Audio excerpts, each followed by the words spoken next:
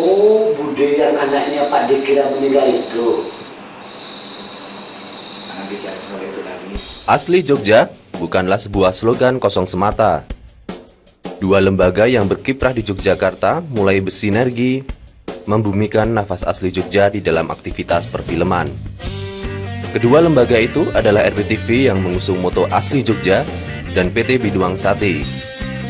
Perusahaan pembuat sinetron Kopi Susu ini berhasil menghadirkan sejumlah awak film senior asli Jogja yang saat ini berprofesi sebagai praktisi perfilman di Jakarta.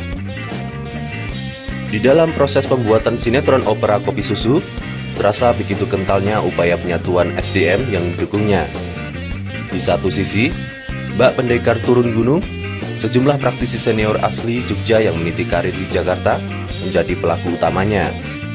Di sisi lain, awak film asli Jogja yang belum memiliki jam terbang cukup digembleng selama 12 hari syuting siang malam untuk memproduksi 3 episode pertama opera komedi intelektual ini. Sementara sejumlah awak perfilman senior bukan asli Jogja yang sangat peduli terhadap Yogyakarta dengan komitmen tinggi mendukung sepenuhnya bangkitnya perfilman yang akan ditayangkan di RBTV ini.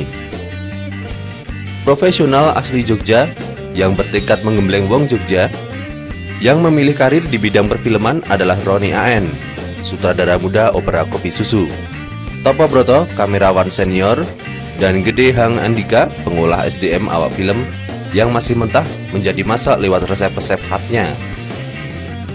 Sedangkan seniman yang sudah puluhan tahun mukim di Jogja sebagai tanah kelahiran kedua mereka adalah Dr. Andes Kasman KS, dosen ISI yang menekuni profesi baru sebagai produser film, serta Azwar AN, aktor senior yang bertindak selaku eksekutif produser opera Kopi Susu. Sementara itu, praktisi perfilman nasional yang bertekad membangun perfilman di daerah, khususnya Yogyakarta, adalah aktor Frank Rorimpande dan Eva Rusdiana Dewi, Ketua Parvi Pusat.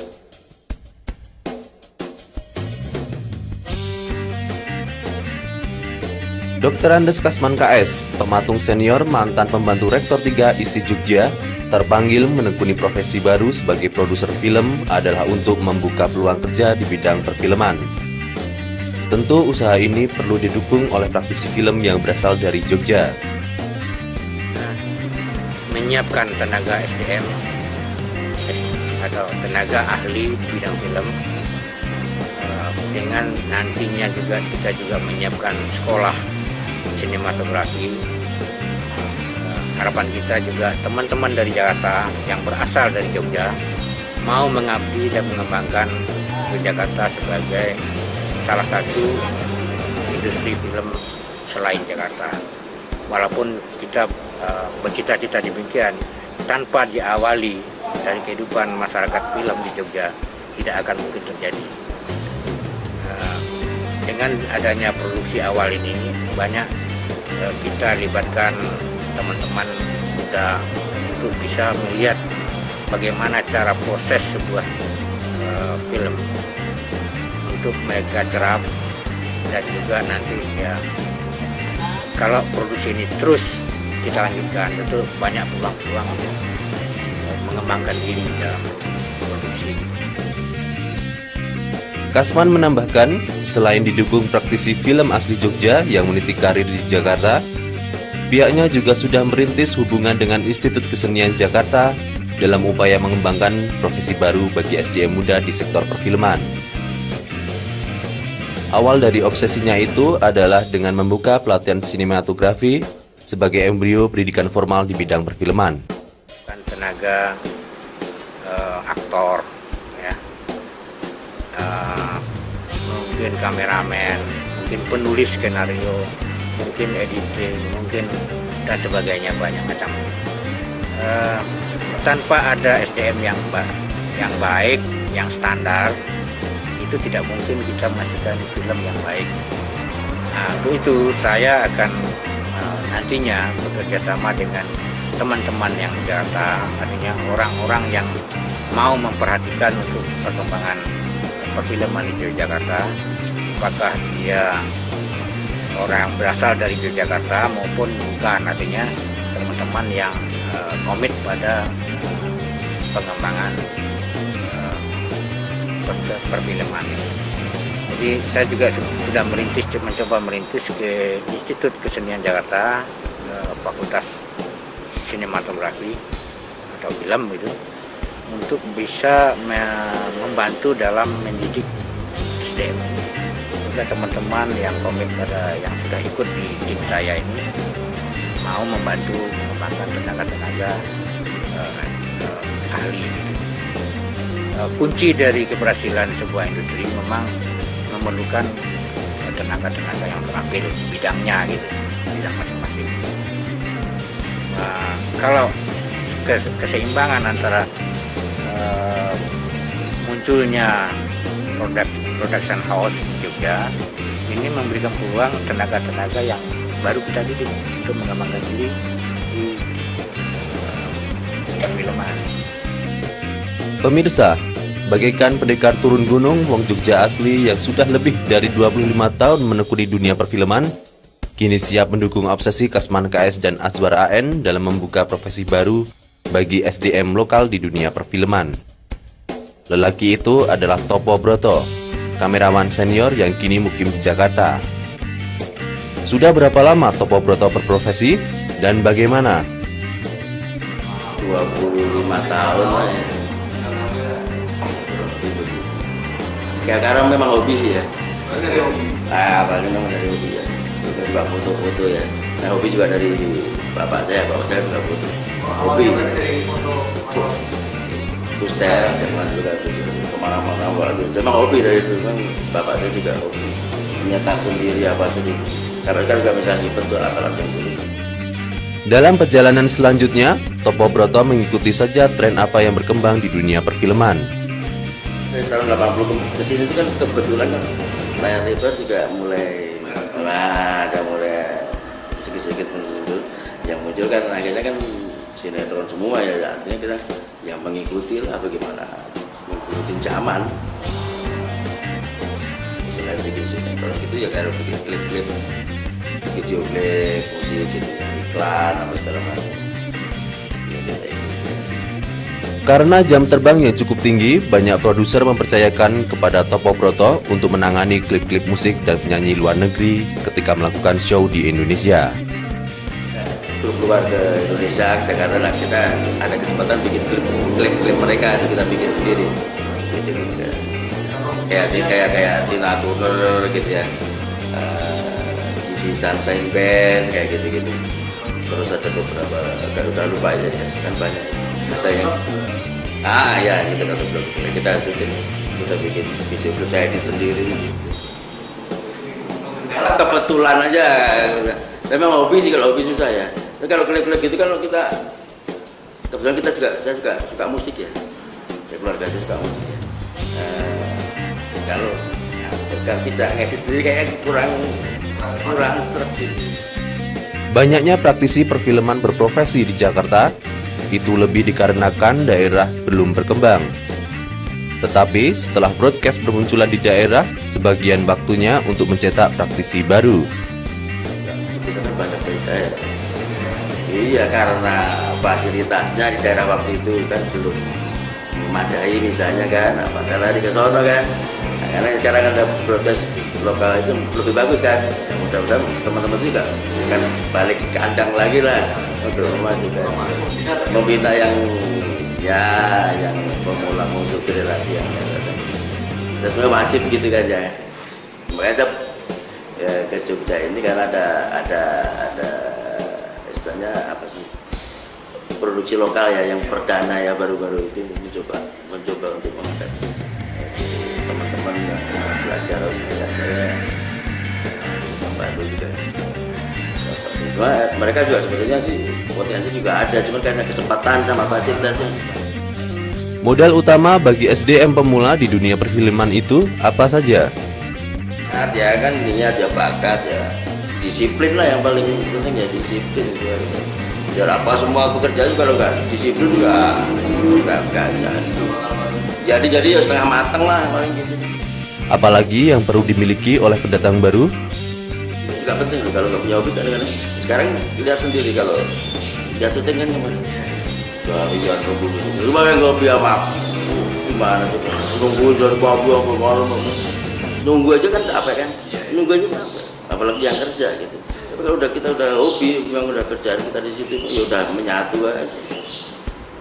Ya kalau dipikir sekarang pagi dijemput jam 6, pulang tengah malam jam 2 kan, pagi gitu loh, gimana?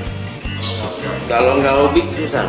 Walaupun mungkin ya kalau untuk masalah apa istilahnya bisa nomor 2 kan.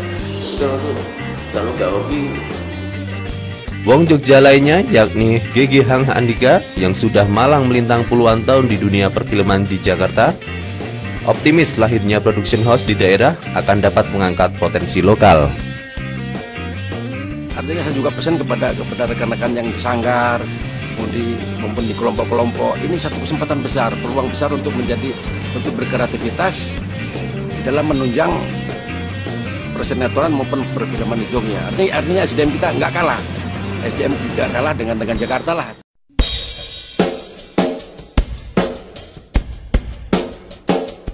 Pemirsa, bila Anda menggemari atau paling tidak secara sepintas menyaksikan sinetron yang banyak diputar di berbagai stasiun televisi, menurut Eva Rusdiana Dewi itu adalah sinetron Jakarta. Kenapa demikian? Yang ada di televisi baru kebanyakan film-film Jakarta. Karena memang produsernya orang Jakarta. Nah, kalau produsernya orang daerah kan tentu saja bikin film daerah. Bisa saya katakan film Jakarta karena kan dongeng, lu gue ya gitu.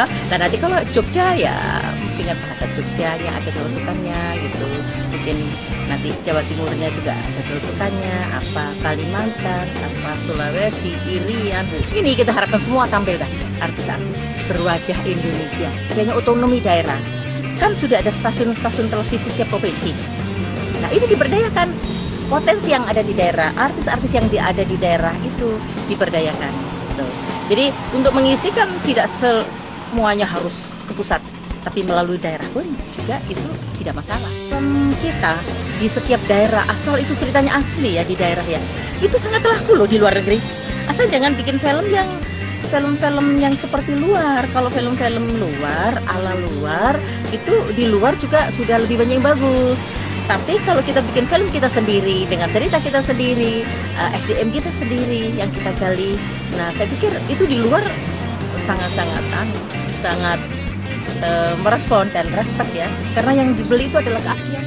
Sementara itu, Roni AN, sutradara muda gemblengan aktor kawakan Frank Rorim Pandey, sangat optimis Jogja bakal memiliki SDM terampil di bidang perfilman. Dan bisa dibilang Jogja itu gudangnya seniman. Di Jogja ini ada orang-orang yang mampu untuk membuat sebuah sinetron yang berkualitas, tidak kalah dengan yang ada di pusat. Dengan ya walaupun ada pemain dari pusat juga ada, tapi kita juga sekitar 65-75%-nya itu pemain dari Jogja, dari lokal. Dari itu kita akan buktikan bahwa pemain lokal itu tidak akan kalah juga bermain, berakting dengan pemain-pemain pusat. Tentang potensi pemain dan awak film lainnya yang berada di daerah, khususnya di Jogja, Frank Rorim Pandey berpendapat. Dan mengangkat potensi daerah, saya langsung bilang saya setuju. Dengan alasan saya yang paling utama, rakyat kita kan 200 juta. Masa yang bisa main cuma yang saben hari kita nonton di TV. Nah, ternyata dengan melalui hasil seleksi, launching segala macam, banyak yang bisa kita jaring. Dan boleh bilang praktis semua pemain baru.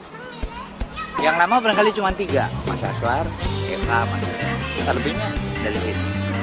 Ya, dan kan kita sudah melakukan penyaringan. Waktu itu yang mendaftar 185, kita berhasil menjaring 36.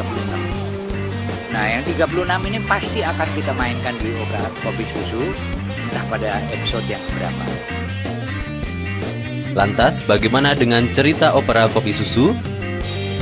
Nah, ceritanya sendiri sih, Opera Kopi Susu ini sebuah komedi situasi yang benar-benar asli, dimana pemain tidak melawak, serius, yang nonton ketawa. Jadi semacam satire. kita juga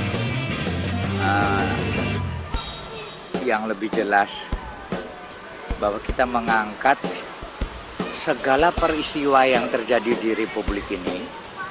Cuman kita menyoroti bukan sebagai seorang politisi yang serius. Nah, kalau kita melalui Frank mengungkapkan sejumlah kasus yang menyangkut kepentingan orang banyak diangkat dalam dialog. Satu episode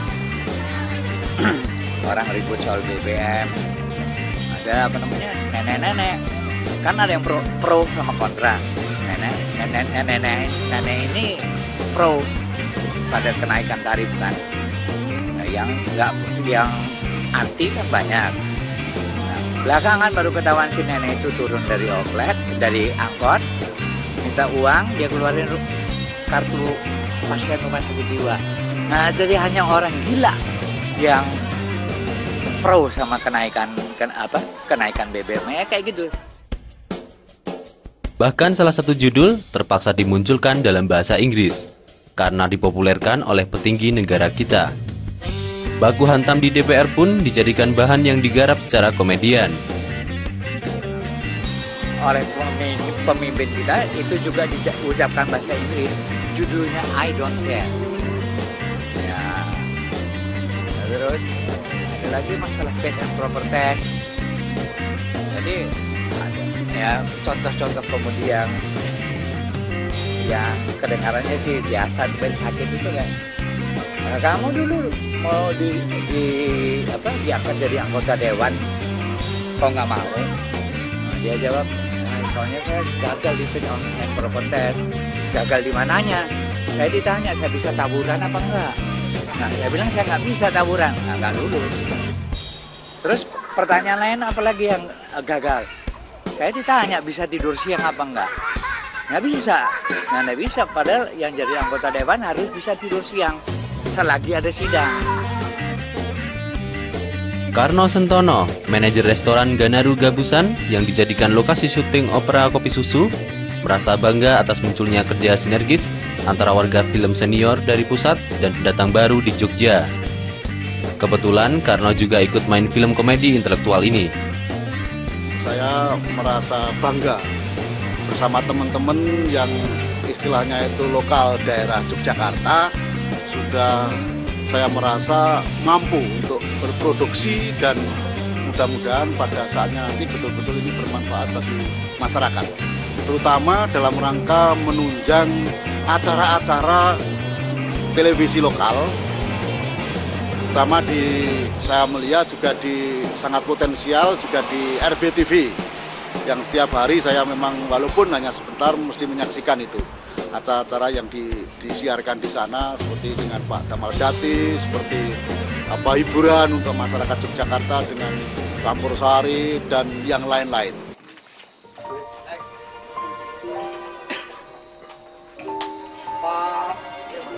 Ayo.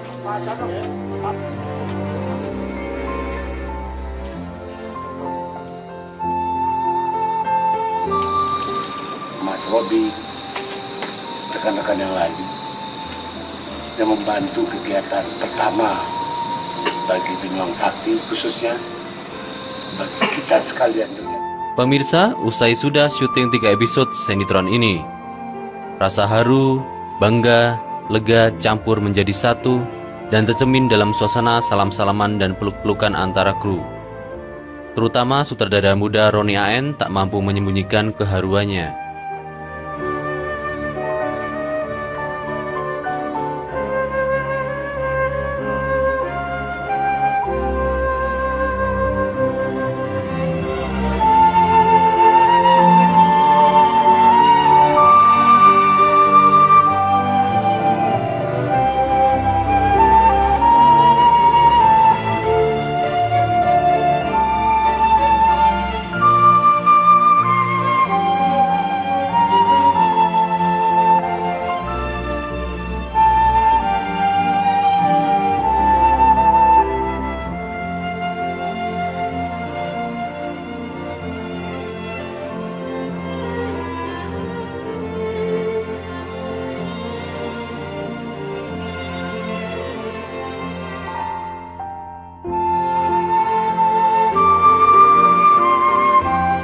Aswar AN sebagai pemain dan eksekutif produser merasa bangga atas kepedulian RBTV terhadap upaya pengembangan SDM muda di sektor perfilman. Kita bangga Yogyakarta ada broadcast televisi RBTV yang menampung seluruh tenaga-tenaga manusia, yang menampung seluruh tenaga-tenaga muda yang kreatif.